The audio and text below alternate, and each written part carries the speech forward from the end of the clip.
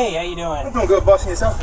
This is U.S. Marine veteran Eric Banks. Moments after this bodycam footage, officers would find his horrifying secret stuffed inside his bedroom wall. In my dim one. What's up? I looked in there and saw her laying there on top of drugging out where he is now. It didn't look good. Alright, are you good? Eric, who is also an active officer for Baltimore PD, thinks he can use his experience to cover up his vile murder. What follows is amongst the most disturbing collections of criminal case files ever uploaded to YouTube. Stop unbuckling! What are you doing? My life away, though. I don't care! Stop! What are you doing? Who is this person? Dad. And then he also told me that Daddy, Wingham, and Tristan would go in the bathroom and cover their eyes. 7th in Millersville, Maryland, 2 officers arrive at the home of Eric Banks Jr. after his wife reported that their 15-year-old son, Dason, was potentially missing. The report was relatively standard for them, but the reality awaiting them is more horrifying than they could have imagined. Son, not mine. Just laying up.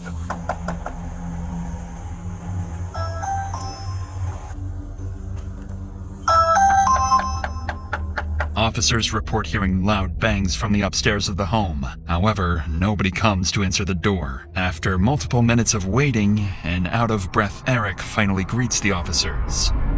Hey, how you doing? I'm doing good, boss. Yourself? I'm doing good. I had a porter one. You come out with him. What's going on today, man? You're supposed to be serving peace protector rule. Supposed to be serving it on you or on... Both of us. Okay. The judge just ordered us to stay away from each other. Okay. Sit down, buddy. Sit Do you down. all have some sort of like court-ordered agreement on custody or something? My oldest, I know he ran out the back door somewhere. Always stopped by the back door. He ran out? What's going on, boss? I know you get DJ. I know you getting tired of seeing us. Where's DJ? She called him and he went out the back door. He's not here. No. You want to come in? Just let you know you're being audio. Oh, hey, I know. I see I got the body cam. Yeah. She said he was like, Does he have a phone? huh? I took my phones back. Okay. Yeah. So All the phones are on my plan.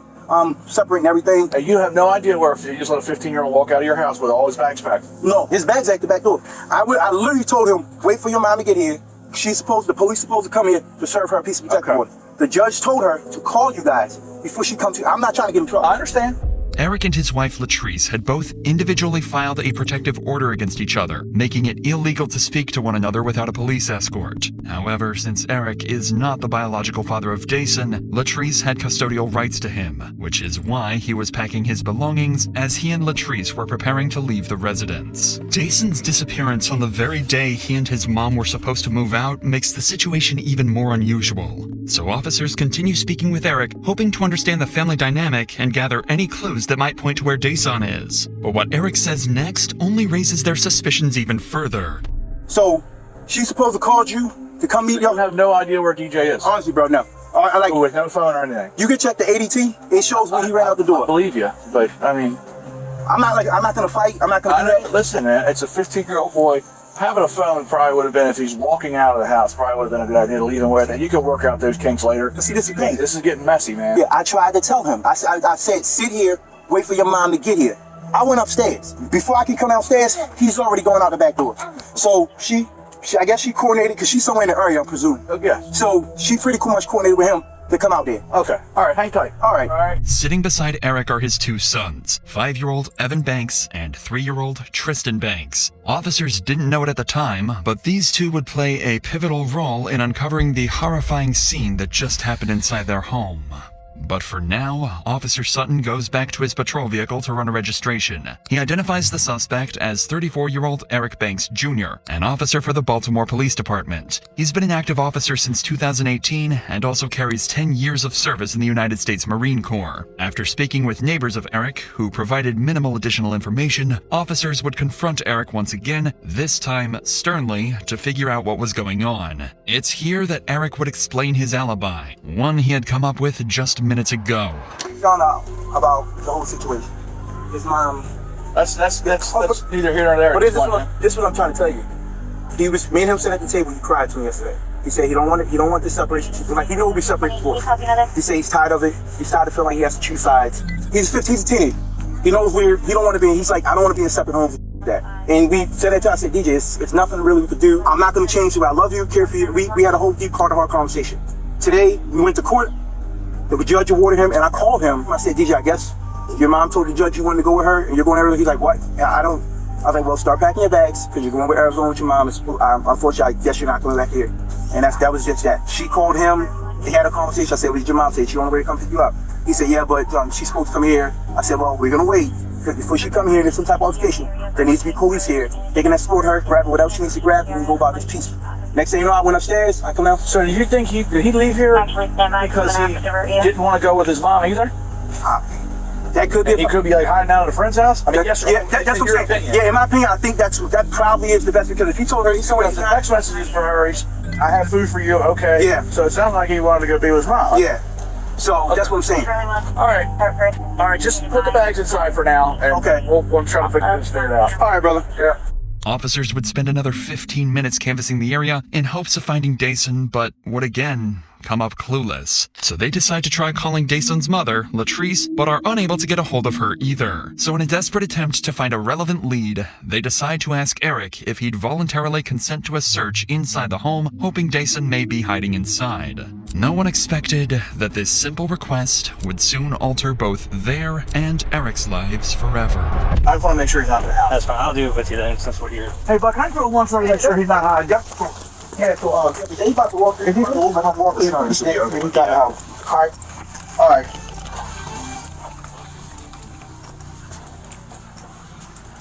That's your room. The one with the bunk bed right here. Yeah. This is the kids' room. DJ! This is my room right here.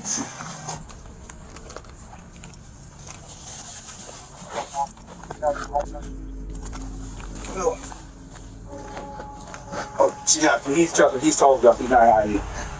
In Officer Adams' report of the incident, he notes that at this point in their home search, Eric's demeanor had changed. He advised Eric to relax and let them freely search the home. They proceed to make their way to the third floor of the home, the floor which stores Eric's chilling secret. But before we get to that... Alright, yes. I'll see this up. Is this always down? No, this is where my safety does. Yeah. So this is where my does. Okay. You got your little light on your side? Yes, I do. You got a light back up? Okay. It might dim on you. What's up? 95. Alright. What's up, bro? 95. Inside the hole in Eric's bedroom lies Dayson's deceased body, already cold to the touch. Eric forgot to fully close the hole before meeting with the officers. The gruesome discovery would leave the two officers in shock. They try to keep their composure while transporting Eric to a patrol vehicle. What's up? They came right now. Alright, where are we? Starting at it. Everyone start now. Okay. DJ, come on, my DJ. What's up? What happened? Let's go to the car, right? Yeah, let's go to the bus. On the top. All right, yes. Oh, and the phone, sir. Here, let me move one thing out of your way. Great. Alright, just see for me. Alright. While Eric is being detained, Officer Voss attempts life-saving measures on Dayson, noting that his condition appeared consistent with an unresponsive individual. He also notes that Dayson was shirtless and that his jeans were heavily soaked with moisture from an unknown source. Outside the home, Eric is temporarily placed in the patrol vehicle, but within moments, the situation begins to spiral out of the officer's control. Asshole, stay seated. Yeah, we're in custody. All right, yeah. I need you to stay seated, okay? All right. Okay, I'm gonna be all right, go ahead. Can I just kiss my boys real quick? No, I need you to in the car. All right, listen. Yeah, I got you, bro. Just let me kiss my boys. Stay in the car. Just let me kiss my boys. Stay in the car. Just saying, like, just let me kiss my boys real quick, bro. All right, I'm coming in the car. I'm not doing all that. I'm not doing all that. I'm not Sorry, Mom. Patrick. I'm not doing all that.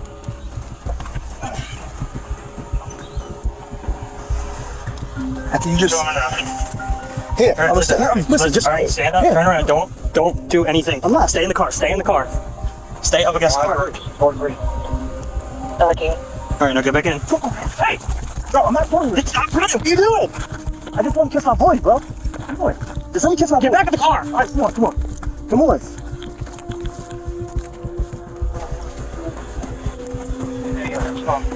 The mom is parked at the corner of Hilltop. Stay in there. You're not coming out no matter what. All right, bro.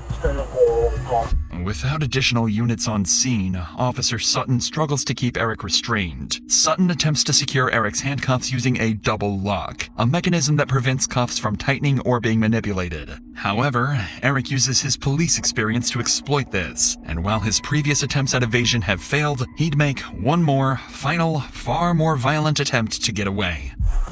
Everybody's trying to grab a gun! Everybody's trying to grab a gun! Stop! Get in the car, Walter. Get in the car. Oh, yeah. Turn him out. Turn him out. Turn him out. Turn him out. On his round. Correct. 448. 3 times on that. Wait. Stop. I can't stop. Yes, you can. On my wrist. And my hands going up. I got this shot? Yeah. My hands going up. All right. Turn him like that. But hold on. I told you broke it. It's no. All right. Stay where you're at. Stay here. I am staying here, but I told you broke it. All right, I'm over your legs. All right, then take a deep breath. All right, listen. You're wiggling around left to make it worse. I know. All right. Well, I want you. We're done. We're done here. I want you to not that. Don't have to think. We're gonna take you to the hospital. All right. All right. Well, let's just not wrestle anymore. It's just hot as shit today. I know. You sweating? I'm sweating. Can we be done? I want to be no, bro. Like, all right. Well, let's go to the hospital. Talk about it. You don't need to wrestle on the ground. Is that helping anything? No, it's not. All right. Okay. Eric attempts to unholster Officer Sutton's service weapon, eventually managing to loosen it and nearly knocking it to the ground. Fortunately, Eric's handcuffs prevented him from causing any further harm. As the chaotic scene finally settles, officers briefly discuss the frantic events that just unfolded. I go up to Subway to meet her. Go in to make sure he didn't go to Subway in this communication. Come back here. I said, let me just check the house. They started getting real weird. I'm like, well, if you just stay back, he's a blood enough city fire. Started to get real weird. I'm like, no, I can check the house. You stay back. You stay back. You stay back. You stay back. I go up and wait off because he wouldn't be up here. There's an attic thing. I'm done with screw in it. Looked in there and saw the boy laying there. I was trying to drug him out where he is now and did what I could. I immediately, as soon as I saw the boys lay with 95 minutes, to get him out here and ask for more units to start a CPR, drug him down and start a CPR. Okay. All right, are you good? You're good. You're not hurt. No, I'm hurt. Should have done that if I'd have known, if I'd have just did that first. You may not get hurt. I'm gonna take the whole block right to see that. Hey, thank you. Come on. Do CPR. Sorry, Where's the 10-7? 1448. Inside? Yeah, like apparently we went upstairs and checked out the gun sleep area. What's up? There's like a gun sleep area, and my partner looked in there, 95, and I don't know what's going on. And then when we took to my car, he I gave him an opportunity because I needed to double lock his stuff, and then he unbuckled himself, went out, grabbed. EMS attempted to perform CPR on Dason, but it was too late. Dason was declared deceased shortly after by EMS. What officers uncovered with Dason was only the beginning. As the investigation deepens, Eric's children would reveal further secrets, painting an even darker picture of the reality behind closed doors. For now, the decision is made to take Eric, his children, and his ex-wife Latrice to the police station. Everyone would eventually make it to the station, each separated into their own individual rooms, awaiting intense interrogation. Eric would be left alone to hopefully calm down and collect his thoughts. Meanwhile, detectives speak with both Latrice and her child Evan, hoping to collect more information that can be used when speaking with their main suspect. They start with Latrice, asking her what kind of person Dason was. At this point, detectives are considering the possibility that he and Eric may have gotten into a fight that somehow escalated into tragedy. But what Latrice describes denies that theory completely, and makes Dason's case even more heartbreaking. Can you sit a little bit closer over here? Yeah.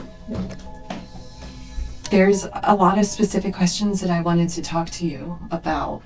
Can you describe DJ? Was he an argumentative person? Was he a quiet person? So the son was more of a quiet person until he got to know you, but he was always mannered. He talked to a lot of adults, but he never was disrespectful or any of that. I had teachers from his elementary, the principal, middle school, they all showed up for my son. He was that type of child. You know when teachers come. Would you say he was a sweet boy? He was very sweet and always willing to help. That was one of the things across the board. Always willing to help. In the loft, in the crawl space in the loft, what was normally kept in there? Nothing. Safes? Nothing.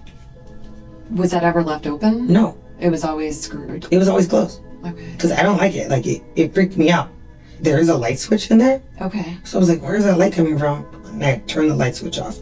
But I don't know, maybe it was him. So let's talk about that. You called me and you said that you saw him, you viewed him at the funeral home. Are you okay? Yeah. Okay. And it was before he was involved because I wanted to see him. Right. And you saw new bruises. Yes. Where did you see new bruises? On his nose. Like that circular dark mark on his upper nose. Mm-hmm. His lip looked busted also. Mm-hmm. Like that wasn't there. And then his eyes were like purple. I don't like.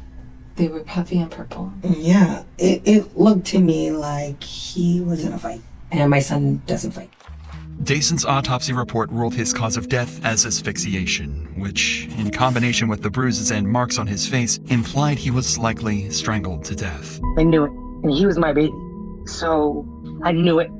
I still have those feelings that, no, I'm not happy with. Because to me, it doesn't say I did it, but it says there's enough evidence to say I did it. So, let's just say you did it then. Latrice makes it clear she believes Eric is responsible, even though she didn't witness the incident herself. But her son, Evan, seated just 3 doors down in his own interview room, has information that could take the investigation even further. How are you? Good. Good. You said your name is Evan, is that correct? Do you know how to spell your name? You can go ahead and write it down. 7. Okay, nice handwriting. And how old are you? 7. 7? You want to write 7 for me? So I don't forget. Sometimes I forget. Notice the harsh contrast between interview rooms. Evan is sitting in the department's safety room, a space created to provide comfort and reduce stress for victims and young children involved in sensitive cases. His interviewer, Miwa, is a forensic interviewer from Maryland, trained specifically to speak with children and family members connected to a criminal investigation. And because Evan is only 7 years old, you'll notice a drastic difference in how his interview is conducted. My job is to talk to kids and families all the time, and today I get to talk to you. Mm-hmm.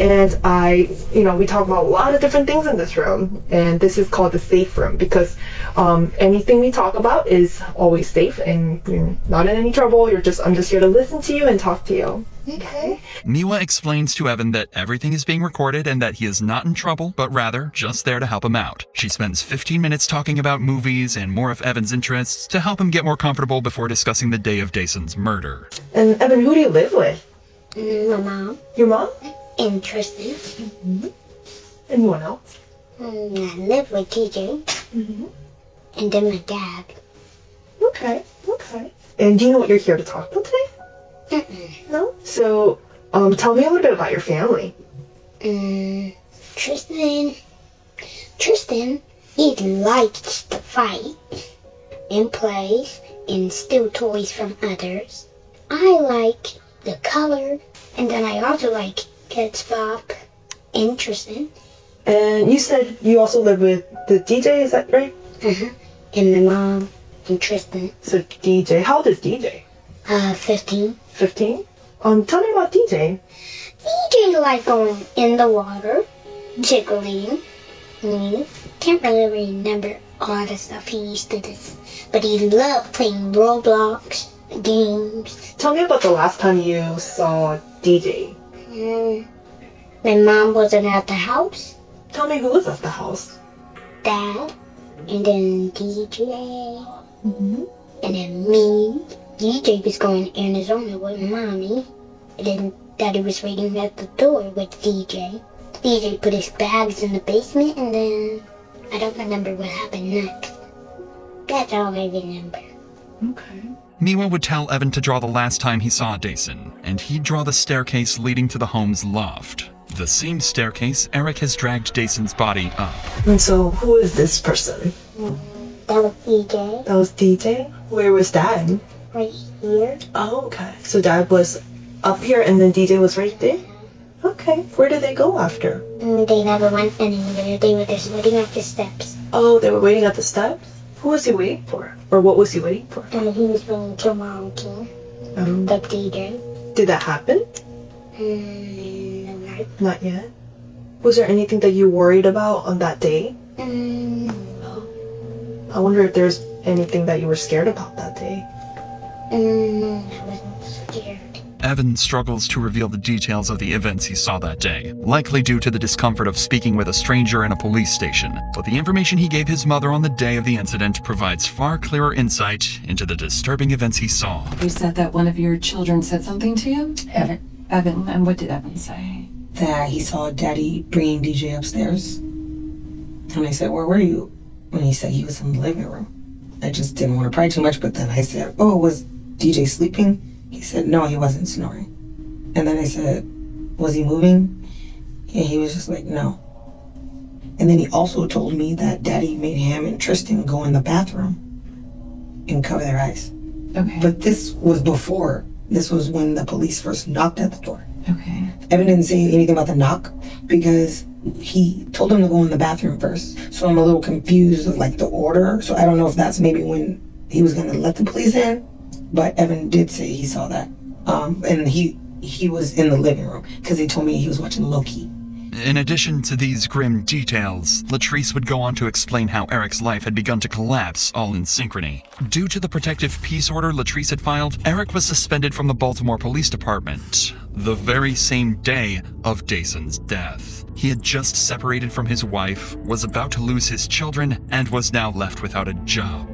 Latrice also explained that the peace order she filed was not her first attempt to separate herself from Eric. Months prior, Latrice filed her first peace protective order, writing, "I am in fear for my life and well-being because Eric Banks keeps trying to control, follow, and emotionally abuse myself and my sons." The order was denied, however, and it wasn't until months later that her second attempt was granted. It was clear Eric's life was falling apart leading up to Dason's death. Eric had hidden his body, lied to officers regarding his whereabouts, and had a violent outburst once the body was discovered. It'd be hard to assume that he wasn't directly implicated in Dason's death. But evidence alone wouldn't be nearly enough to get him to confess. After all, he was a police officer of 10 years and knew how the criminal justice system worked just as well as any interrogator working against him. But unfortunately for Eric, the interrogation he was about to undergo would crack even the most well-trained of suspects.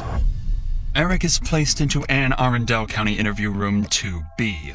This room was designed for priority matters, exclusive to high-profile cases. Because Eric had attempted to attack an officer earlier in the day, he's been handcuffed to the table to restrict movement. Eric is left alone for multiple hours as the detectives prepare for his interrogation. While waiting, he can be seen glancing around the room multiple times, likely searching for a camera. What Eric didn't know is Interview Room 2B has a small camera placed in an unusual location, which Eric never managed to spot. The primary investigator assigned to this case is Detective Louis Adrian. His prior service in the United States military likely factored into the department's strategic choice to have him conduct the interview. This shared background enables Adrian to establish rapport with Eric, a key component in the upcoming interaction. So, you know why we're here. We want to talk about what happened, why it happened, and anything surrounding that whole situation. But you know as well as all of us that we have to go through Miranda with you. So what I'm going to do is we're just going to go through Miranda first of all, and then I'll start getting all the other information, okay? After reading Eric his rights, the detectives would spend nearly an hour connecting with Eric and bonding over their shared military experience. He's like, now you come in, you're in front. Okay. We go back in, we about to go in the building, like, you're in front. She's like, but I thought you said you're like, some people were made, you know, to do certain things, and I said, I'm not made to be a front person. So I'm running the block then, and I remember so I was like, hey, whoever that officer is right there running, just keep going, because you're about to run right into him. And out of nowhere, these two guys just come out, pop out, and I'm like, okay, I got him. And he just followed over, and he was like, yeah, whoever that was running, he was moving, and you just ran, and just like, he was like, don't, because I was slowing down, like trying to look. He's like, no, keep going. And I'm running like, okay, you gonna tell me when? This friendly conversation appeared to take Eric out of the tense mental state. It appeared that Eric sharing his favorite moments from the military gave him a sense of importance, like he had an identity he was proud of, or at least used to be. But that moment is short-lived, as he's quickly brought back to the reality of why he's sitting inside a police interrogation room. So you spent 3 years, and you're still active in the Baltimore City Police Department. Yes, sir. So from what I hear, you're suspended? No, I'm suspended now. I'm going suspended, yes. Okay. Why? Can you tell me what's going on with that? May 8th, I got a piece of protective order against my life. Okay. You got one against her? Yeah, I got one against her. Same day, she took the firearms out the house. She took the safe out of the home. You know, Anne Arundel County did press charges. They pressed charges against her for taking the the safe with the firearms. Yes, sir. And were they your duty firearms? Duty firearm. My whole full duty belt was in there. Okay. Firearm, taser, magazine, pouches, everything was in there. She turned around and went and got a peace order on me, saying that I was following her. But when she got it, that's when pretty much they have to suspend. Yeah, I have to get suspended. Her mom sent my mom something talking about I was following her. This and that. I'm like, how? I'm here at work.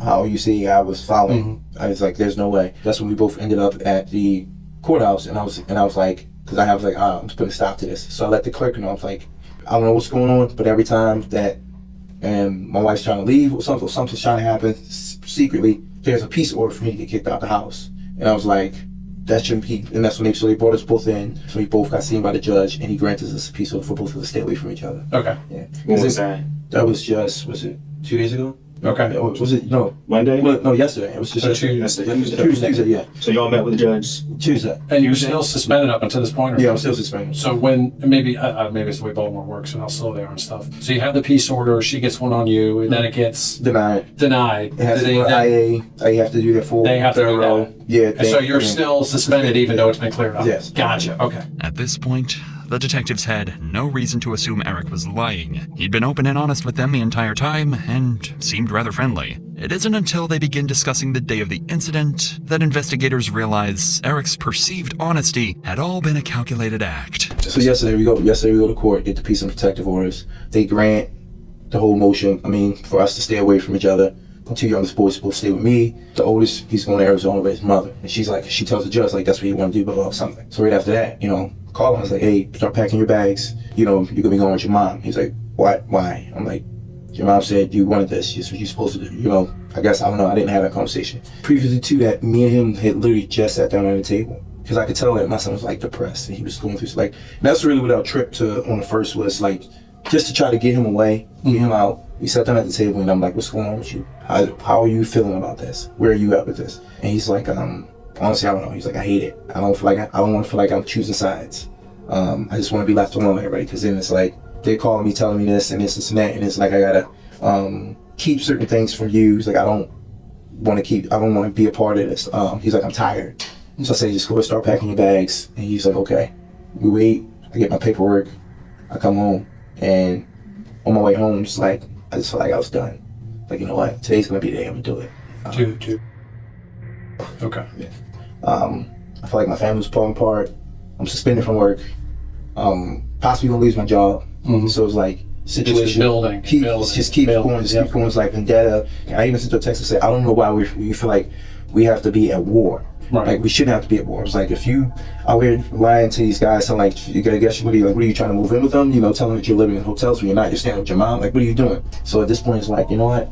I'm just tired. Yeah, tired of it. Yeah, it's a way out to get peace. I get. Yeah, a lot of people go through that, man. Yeah, and it was nothing. I felt like everything was just coming to an end, and I feel like that now. Honestly, everything was coming to an end. I was like, you know what? I'm just gonna do it. It is what it is. So when you got home yesterday, was there anyone in the house? Yes, it was. The son was in the house. Okay. Evan was in the house, and Tristan was in the house. So you go in there and you're doing all this stuff, right? I go in there and I go in there. I see him upstairs. He got his bags packed. I had to go take your stuff downstairs when your mom's come. And she called him. It's mom's calling. And he was like, what do I say to her? I was like, tell her, just talk to her. She called me, whatever. And he answers the phone and they have a conversation. And that's when I'm like, okay, what'd she say? She said she's gonna be in the area, just bring my stuff downstairs. I said, okay, cool. I said, so the police should be coming. And when they come, everything goes smoothly. This is the moment where Eric's act begins. Notice how he begins looking blankly into the ceiling as he recounts critical moments. For the last hour, Eric hardly looked up to the ceiling once. I go downstairs and I'm in the kitchen. I just made a big bowl of, Gatorade. Not a big bowl, but a big picture of Gatorade. It's blue. It's probably still, I believe it's still on the counter. But like I said, you say you never went to the counter. The bag of crushed up pills that I had was right there. The son came downstairs. He asked me something. He was like, what did he say?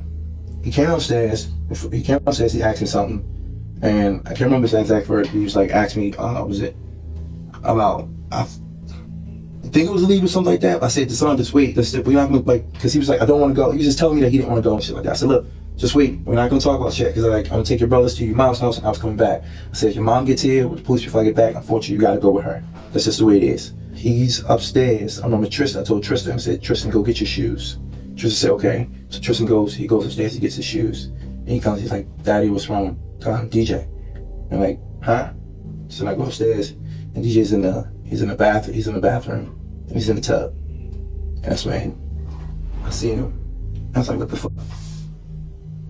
That's why I pulled him out the tub. And as I'm pulling him out the tub, I laid him flat on his back on the floor. And then, at that time, I'm not sure, I think it was Evan or Tristan. He was like, Daddy, somebody at the door. And I'm just looking at my feet. I'm like, what the fuck is this? I'm like, what the fuck? Eric makes his story clear. He had planned to end his life, but coincidentally, Dason had the same plan and did it first. It's an extremely complex alibi and only becomes more unlikely after Eric explains why Dason's body ended up hidden inside his bedroom. So I go downstairs, go to the front door. The officer's there. Okay. And I panicked. I was like, I don't know what the fuck to say. So he asked me, he was like, hey, what's going on? I started talking to him, telling him what's going on. What did he say? He said, so what's the situation? And I told him about the situation. And I was like, my wife, she's supposed to wait on y'all to come. Y'all supposed to be serving her with a peace of protective order. And whatnot, he was like, she's supposed to be picking up Elsa. And he was like, is she here? And at the time, he was upstairs on the floor. Okay. In the bathroom. When he said, was she here? My mind, I was like, no. Okay. Yeah. You panicked? Yeah. Because it already looked bad, I already moved him. And I was like, you got him out back. Yeah. And then when I got out of the bathtub, I asked the officer, there's no body on cameras on, you can see, I asked him like, can I go in the house, use the bathroom real quick? I remember asking that, and he was like, no, just wait, okay. Then the other officer showed up. And then when he showed up, he's asking, he was like, so, is the song here? Still the same thing, no. I should have said yes. Yeah, I knew in a perfect world. I knew my state of mind. My state of mind was to kill Eric. Okay. Now let me ask you this: is that why? Because I did watch some of the footage when they went to loosen your handcuffs. You kind of got a little silly on them. Do you remember that? Yeah. What was you went for the officer's gun. What was up with that? Well, before we get to that, when I first went back in the house, when the officer told me, the tall officer, he told me, he said, go get the sergeant's phone. I ran upstairs, his phone was in the bathroom on the counter. Okay. So I run upstairs, and I get the phone. Because back up, before I did that, I asked him, I said, can I go upstairs? Can I go in and use the bathroom? So I initially wanted to shut the door. He said, no, just wait. And then the other officer, he was like, well, go on, I need you to go grab the son's phone. I ran up, grab it, and I shut the bathroom door. I'm still nervous. Which bathroom was it? Was it the one in the master or the small? No, the small one. The small one in the hallway. But I'm still shaking whatever. And then when I come back downstairs, I go out the door, I give him the phone, I'm still shaking in my hand, and everything's in my head saying, Eric, just say what you saw. But then, in my other part of me, I'm like, my son just did this. Right. Objectively, Eric's story hits all the points. He has an excuse for almost every suspicious detail, even finding a way to explain why blood was found all over his house. The issue is that these details are simply too coincidental to ever sound believable, and even Eric knows this. I don't know why, I just was like, I gotta move him. I picked him up, did the fireman carry, took him out of the bathroom, into the master bedroom, up the stairs, and I was like, because I know they're gonna want to come back in the house and search it. I was like, I'm gonna be cool, I'm fine with that. I was gonna let them search it. And I tucked him in the area, and I left the thing over. So when you say the area, you talking like a crawl space? Okay, yeah. All right. But getting back to when they came in, they searched the house, they went upstairs, and they seen the thing open. That's when the officer, when he asked, I panicked, and I was like, yeah, this is where I keep my safe, blah, blah, blah, whatever. But the son was in there. The son was in there, okay. And they put the handcuffs on me. I went back downstairs. When they put me downstairs, I was like, my life is over because it looks different. It's no matter what I say from this point, it looks like I'm a liar. It looks like I lied because I already lied twice. You asked me what the son in the house, I said no. You asked him, did I know where he went? I said, no, I think he ran out the back door or something. And so it always looked bad because I'm already told you a lie. Even though in my head, it's like, you probably should have said the truth. You probably honestly should have left him where he was at. Call police or down Yeah, fire department or whatever. Yeah, call the police. Well, that's most of the world. But Sometimes we. But I was already in. I was already in the mindset of Eric's gonna die today. Okay. The detectives decide to take a break and discuss what their next plans would be. At this point, they both know Eric is lying to their faces, so the goal for the rest of the interrogation will be to get Eric to admit to his lies and ultimately confess to the murder. To do this, they decide on Detective Adrian conducting the rest of the interrogation alone. Since one-on-one confrontation is generally considered to be more effective, Adrian would return with a clearly different demeanor from earlier. He's stern and wastes no time in asserting that his nice cop act is over. Are you good? Do you need anything before we get started again? I'm good. Are you sure? Alright. So Detective DePietro had to step aside just for a second. But what I wanted to do, like I told you, I wanted to come back and go back over some things with you. Okay. I actually want to go back and in detail just go through some of these steps. Eric would recount his story exactly the same as before, claiming he simply found Jason dead and had nothing to do with it. And it seemed as though Detective Adrian had nothing concrete to combat Eric's lies. That was until he brought out Jason's autopsy report. I'm gonna tell you this. I know that you spent 10 years in the military, and you were in the Marines, weren't you? Yes. What's their whole thing in the Marines? Like, what do they always teach? Honor, integrity. Honor, correction, maybe. Yeah. And to be honest with you, I don't see that from you right now based on what you're telling me. Okay. I think you telling me something different. Okay. But I know you're a Marine. Okay. I know a lot of people that's Marines, man. And that's one thing that they would, like, integrity, honor. No, you don't mess with that if you're a Marine. Yes. I know you want to tell me the truth, and you sitting here like giving me a story. You giving me what I want to hear, just to sound good, but it's not it. That's not it. Trust me, I'm not trying to sound good to you. And I'm gonna tell you the other thing, and I'm gonna be straight up with you. Yeah. You keep talking about the autopsy. The autopsy said he was strangled. Hell no. The autopsy said he was strangled. Hell no. Hell to the no. Hell to the no. DJ was no strangle. Hell to the no. I'm gonna just let it sink in and let you decide what you're gonna explain that to. No, DJ wasn't strangled. Well, then what happened? Tell me what happened. There's no, DJ was not strangled. DJ, like I told you, DJ went downstairs, he came back upstairs, and DJ was in that tub. Like I said, when I came in that room, he was in the tub. When I grabbed him out, I grabbed him like this, and I pretty much put him in the fireman's carry. When they left, I could drag them up to my room. If that's the case, I would have left him in there, and I would have said, or had them come in there to be like, but DJ wasn't no strangle. There was no way DJ wasn't no strangle. That's your boy. You had pride in him. Yeah, but you had pride in him. You were trying to help him out with his grades. You were getting him in STEM classes, and then this happened. But you saying DJ was strangled? Nah. Well, then tell me what happened. This didn't happen. I'm gonna tell you that right now. This didn't happen. You saying he wasn't? So no, I'm not saying that. I'm not saying that. I believe that part, but I believe something else happened. Note Eric's lack of emotion when hearing this information. No tears are shed, but rather an array of defensive rage. This, alongside the other countless red flags Eric is portraying, is a telltale sign for detectives that a suspect is lying. You need to tell me the whole story. Like I said, DJ, when I came in there, DJ was literally in that tub. There was no way I'm gonna sit there and strangle DJ. Not alone Tristan. Why would I don't even have no ammo to want to strangle this boy. I have nothing against him to want to strangle him. Nothing. Okay. No anger in my heart, no nothing. Because then, like I said, if I was going to do that, why would I leave my other two boys? If I was going to do that, I would have took all of us out. DJ was not no strangle. So then what happened? Tell me the story. You start from scratch. Tell me the story. DJ was not no strangle. Well, then tell me what happened. You're not telling me the truth. Tell me what happened. Bro, I'm right here standing right now, giving you a chance right now. You asked me to tell you that I strangled myself. No, I didn't.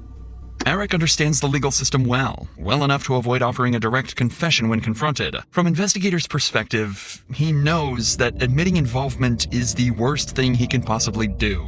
Well, besides not asking for an attorney. Regardless, it's going to take more than just a heated confrontation to make Eric crack. So Detective Adrian resorts to a completely different approach. Empathy. I'm gonna tell you right now, the way this is gonna be something you're gonna have to live with for the rest of your life. Yes, sir. this is something you are going to have to think about every night before you close your eyes. And when you close your eyes, you're going to think about what you did to him. That's what you're going to think about. You're going to think about what you did to him. And it's going to haunt you for the rest of your life. Or what you can do is you can talk to me. You can tell me what really happened, and at least that load will be off your chest. See, I'm telling you right now, there's no, like, you're telling me to say I strangled my son. I did not strangle my son. That's what you're asking. I understand you're trying to lie with me and, you know, and show the compassion, trying to, like, but there's no me and strangling DJ at all. Okay, so let's take strangle out. There's no me strangling DJ. We taking strangle out of the equation now. Okay. What happened? I told you what happened. We taking strangle out. Yes. What happened? He was upstairs in that tub. DJ was literally in that tub. You didn't put him there? I did not put him there, no. DJ was physically in that tub already. When I came to that bathroom, DJ was in there. Did you assist him at all? No. With anything? No, I didn't assist him at all, but nothing. Nothing. I did not assist him getting in that bathroom. Did not assist him going in that bathroom. He was upstairs already. And like I said, when he went downstairs, he was downstairs for a good period of time. He was upstairs, and what's his name? I was down. Tristan was down. Tristan was trying to go what's his name with his shoe. I told him, and that's when Tristan said out of his mouth, "Daddy, what's wrong with DJ?" Tristan literally said that out of his mouth, and I went up there to check on him. I don't recall seeing him. Don't recall him removing no belt. I don't recall removing anything that could have been around his neck. I don't recall moving this. So here's the thing, and I hate to frustrate you, and I hate to, but I also have a job to do, and I also have to get down to the bottom of this. And when I walk through the door, and when I hear everything that happened, things don't add up. Things don't make sense. Okay. They don't make sense at all. If you would have done things different, if you would have been like, yes, my son, I just found my son in the tub, I helped him out, and told the officer, you know this. If you would have done it that way, it would have been different. But the fact that you did it, now you're sitting here trying to explain yourself. Well, I'm sitting here because the whole situation, I'm sitting here because I lied and said he wasn't in the house. I'm sitting here because I didn't tell the officer, like you say, it's straightforward what was going on. That's 2 lies right there. How, like you said earlier, how are we supposed to believe you now? Yeah, like I said. So you telling me how am I supposed to strangle? How did I not assist him in getting in the tub and, I don't know, possibly drowning him? I don't know. No. I don't know. But even if I drown, but here's the thing. All I know is that you keep lying. No, bro. You lied initially twice. How do I know you're not lying right now? Because, like, I told you straightforward. I'll say, that's telling me straightforward, but you lied twice. Bro, because that's what I said in the beginning. I said straightforward. There's nothing I can say. I said, I already know y'all done y'all homework. Lay it all out on the table. I said, because there's nothing I can say just because I already lied twice. I said he wasn't in home. I identified that. I messed that up. Because then I see my son is dead. Okay. All right. Do you, I'm gonna leave you alone for a little bit. To think about things, but do you want anything else to drink or anything to eat? I'm good with the water and the chips. Okay. Give me just a second, man. Okay. All right. You need anything else? No, sir. All right. As the detective leaves, Eric scans the room thoroughly and finally notices the camera hidden inside room 2B. Moments after making eye contact with the camera, he lets out one last desperate act.